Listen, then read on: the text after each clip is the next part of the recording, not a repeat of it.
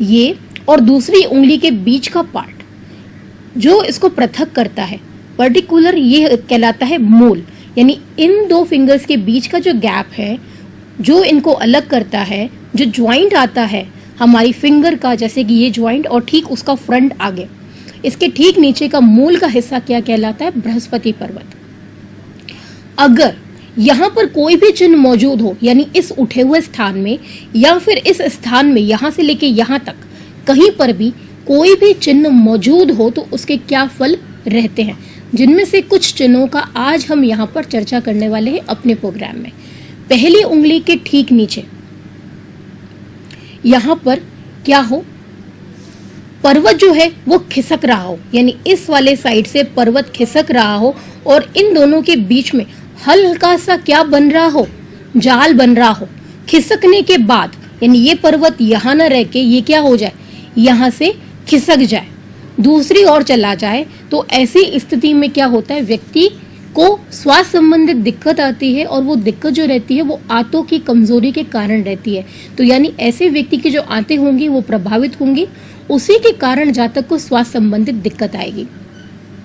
दूसरा चिन्ह हम यहाँ पे रेखा संबंधित मानते हैं। अगर इसी उंगली के ठीक नीचे वाले हिस्से में एक रेखा आ रही हो, यानी क्या हो? 1, एक सीधी रेखा बनी हुई हो, जैसे हम 1 लिखते हैं ठीक वैसा ही यहाँ पर क्या बना हुआ हो? 1, यानी एक सीधी रेखा हो बृहस्पति के क्षेत्र में, यानी इस क्षेत्र में, तो ये बहुत ही शुभ लक्षण माना जाता है। और मान लीजिए अगर कोई रेखा इसको काट रही है तो वो अपने शुभ के फलों को कम कर देती है। मान लीजिए बृहस्पति की उंगली क्या हो रही है? इस तरफ टिंट हो रही है, किसकी तरफ? शनि की तरफ, और ये अपने प्रभाव को खो रही है। लेकिन क्या हो, यहाँ पर एक ही लाइन बनी हुई हो, तो ऐसे में इसके टिंट का जो प्रभाव है वो प्रभाव नहीं आएगा और यहाँ पर क्या होगा? बृहस्पति का शुभ प्रभाव हमें मिल जाएगा। तो उंगली का जो दोष है वो यहाँ पर खत्म हो जाएगा और बृहस्पति का प्रभाव यहाँ पर मजबूत हो जाएगा।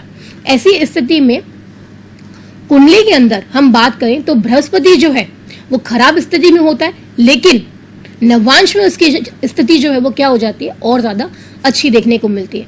और यहीं पर ही क्या बनी हुई हो? 2 रेखाएं बनी हुई हो, यानी लगातार 1 और 1, यानी स्ट्रेट 2 लाइंस आ रही हो इस पर्वत वाले क्षेत्र में, यानी कि बृहस्पति के क्षेत्र में। तो ऐसे में हम ये देखते हैं कि जातक जो है वो बहुत ज्यादा महत्वाकांक्षी है, उसे अपने जीवन में आगे बढ़ने की बहुत ज्यादा लालसा है, आगे बढ़ना चाहता है। लगातार उसके मन में ऐसी इच्छाएं जो है वो जागृत हो रही है कि कैसे मैं आगे बढ़ूं, मैं ऐसा क्या करूं। लेकिन ये रेखा जो है 2 बनी हुई है, वो जितना ज्यादा विभाजित होगी, यानी उसमें से अलग अलग